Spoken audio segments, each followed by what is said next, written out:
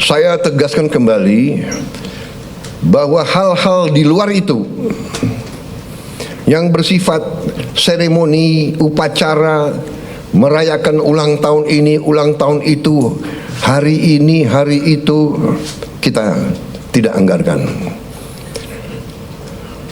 Saya menyampaikan apresiasi kepada Menteri Keuangan dengan semua timnya yang telah menyusun APBN dengan baik, dengan cermat,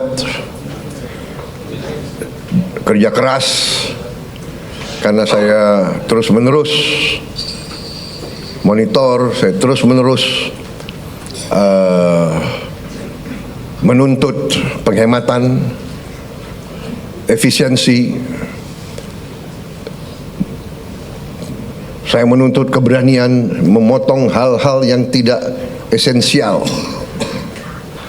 Saya tegaskan bahwa kriteria anggaran yang akan kita laksanakan, kriteria pertama adalah harus bisa menciptakan lapangan kerja. Sudah saya katakan berkali-kali. Kedua, harus meningkatkan produktivitas. Produktivitas ini harus bisa diukur dengan kuantifikasi. Berapa devisa yang dihasilkan? Berapa devisa yang dihemat?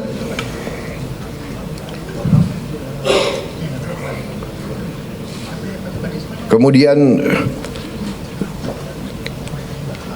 kriteria selanjutnya adalah harus mengarah kepada swasembada pangan dan swasembada energi.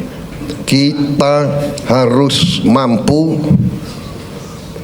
memberi makan kepada seluruh rakyat Indonesia, tidak lagi import. Dan saya terima kasih kepada jajaran menteri-menteri yang telah melaporkan kepada saya tahun 2025 lagi, tahun 2025 ini kita tidak akan import beras lagi, tidak akan import jagung lagi, tidak akan import garam lagi.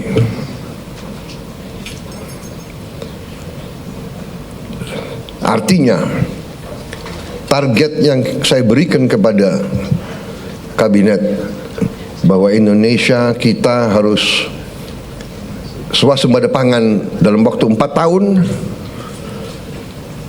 Alhamdulillah target itu bisa kita capai akhir 2025, paling lambat awal 2026. Jadi mungkin 3 tahun lebih cepat dari sasaran yang kita tetapkan.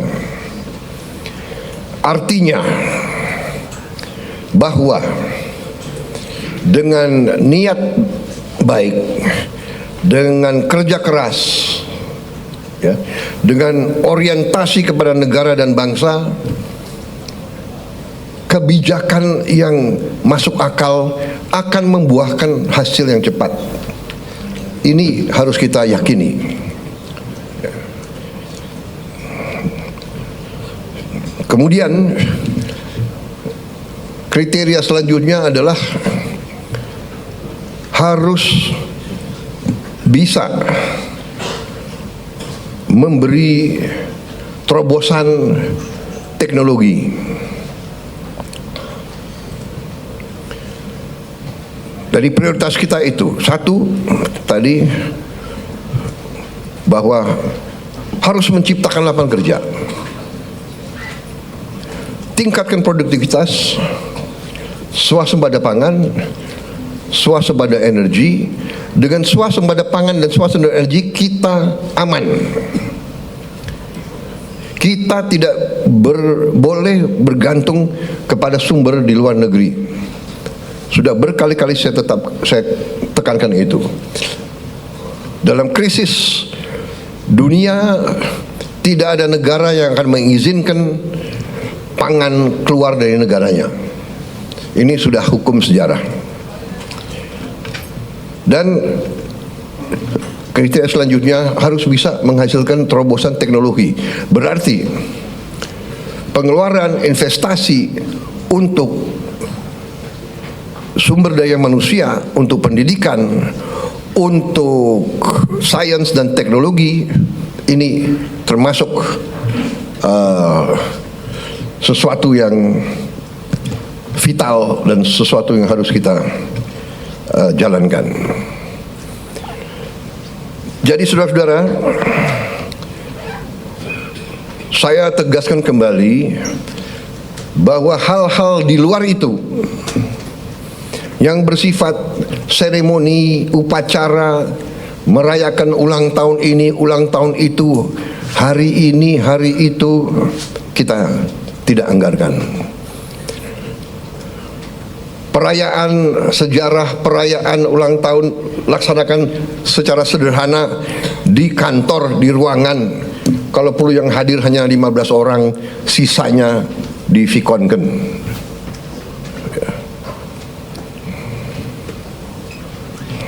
Perjalanan dinas dikurangi. Saya potong setengah.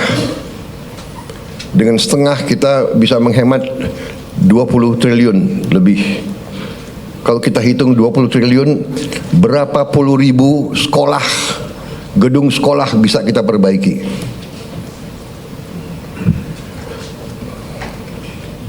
Jadi saya katakan benar-benar bahwa saya sangat serius dalam hal ini. Saya minta loyalitas semua menteri, semua kepala badan untuk patuh dalam hal ini, ya. Dan saya terima kasih kepada tim keuangan yang telah menjalankan penyisiran, kajian terhadap anggaran sampai serinci-rincinya. Kalau tidak salah, mungkin sampai satuan ke-9 kalau tidak salah. Mungkin pertama kali dalam sejarah, ya, Presiden Republik Indonesia mengecek sampai satuan ke-9. Jadi saudara-saudara pun mungkin tidak tahu anggaran-anggaran tersebut, ya. Karena kita sudah lama jadi orang Indonesia. Tapi ini saya kira sesuatu yang membanggakan. Dengan demikian kita bisa bekerja dengan sangat cepat. Saudara-saudara, program makan bergizi kita berjalan. Alhamdulillah, kita telah luncurkan tanggal 6 Januari yang lalu. Sampai sekarang berhasil melayani 650.000 anak-anak kita di 31 provinsi. Ini berkat kerja keras banyak pihak, ya, Kepala Badan Gizi, jajarannya, Mendagri, Menteri Pendidikan Dasar dan Menengah, Menteri Bappenas, Menteri Desa, Menteri BUMN, Menteri Kesehatan, Panglima TNI, Kapolri, para kepala sekolah, para gubernur, bupati, tentunya Menteri Keuangan. Dan untuk Januari sampai April 2025, program ini sasarannya adalah 3 juta anak. Bulan April sampai Agustus 2025 akan menuju 6 juta anak. September kita harapkan 15 juta anak. Dan akhir 2025 target kita adalah semua anak-anak Indonesia bisa dapat makanan bergizi. Saudara-saudara, terima kasih kerjasama ini. Seluruh kementerian lembaga ikut mengamankan dan menyukseskan program ini. Kita akan bersinergi dengan pemerintah daerah, gubernur, bupati, wali kota, dan seluruh perangkat daerah. Saudara-saudara, ini adalah masalah strategis. Kita memperkuat masa depan Indonesia.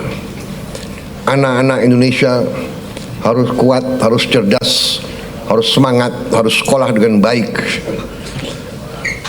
Saya percaya dalam waktu yang tidak lama kita akan melihat peningkatan hasil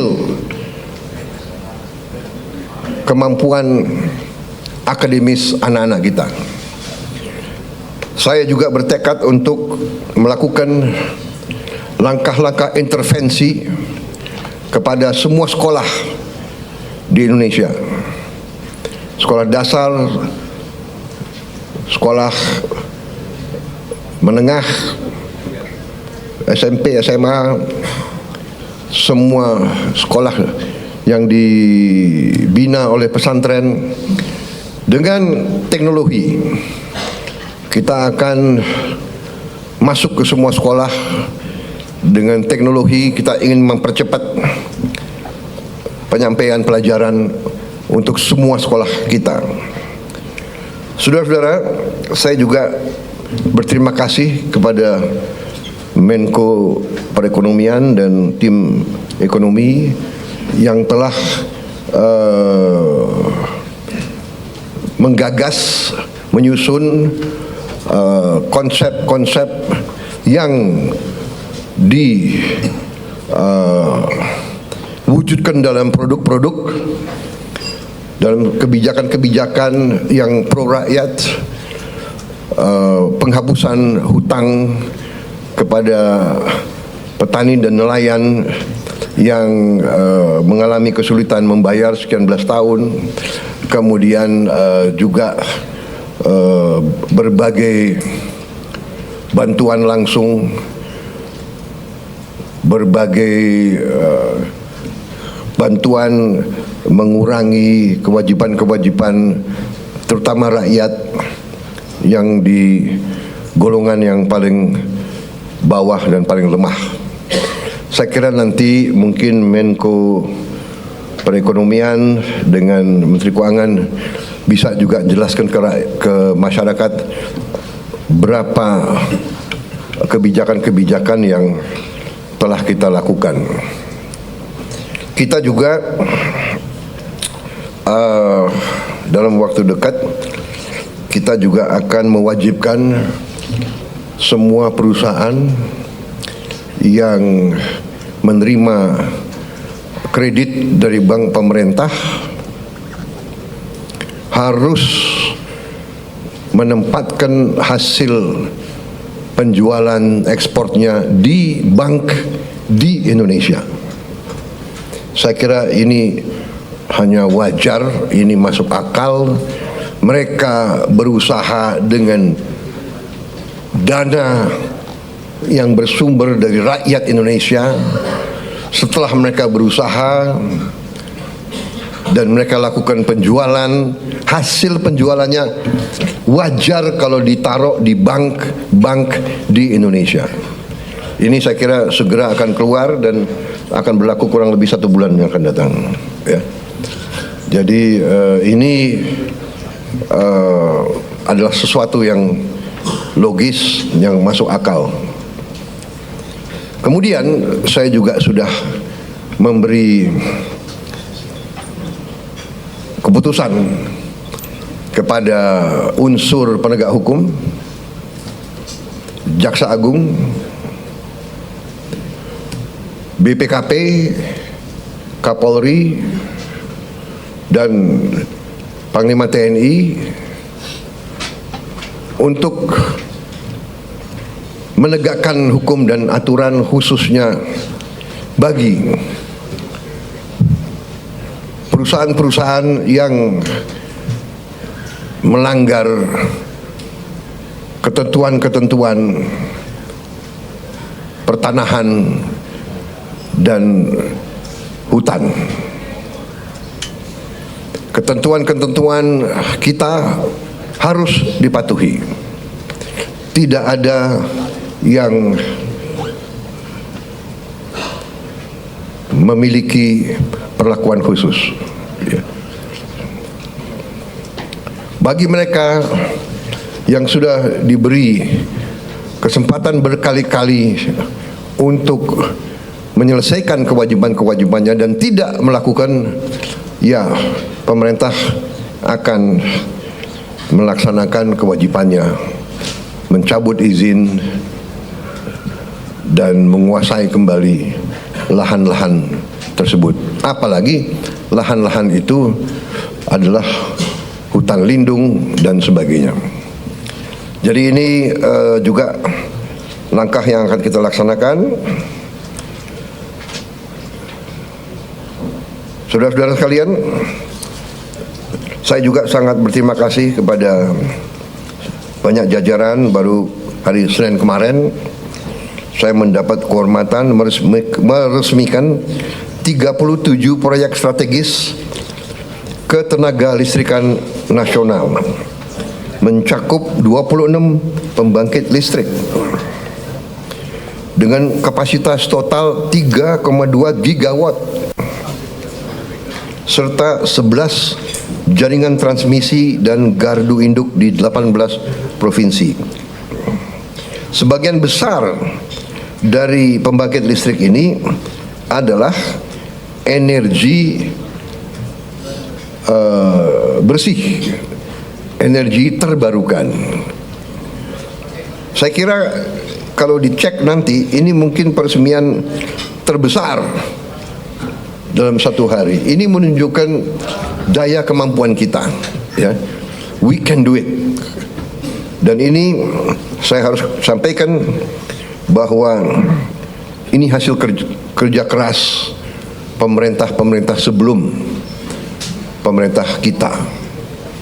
Jadi marilah kita selalu menghormati semua pihak, semua yang telah bekerja keras, pendahulu-pendahulu kita. Kita sampai di sini bukan seketika. Kita sampai di sini karena perjalanan jauh. Pembangunan suatu bangsa bukan pembangunan 1 tahun, 5 tahun, 10 tahun. Pembangunan suatu bangsa adalah puluhan tahun. Apa yang dirintis Bung Karno kita nikmati sekarang. Apa yang diteruskan oleh Pak Harto kita teruskan, kita nikmati sekarang.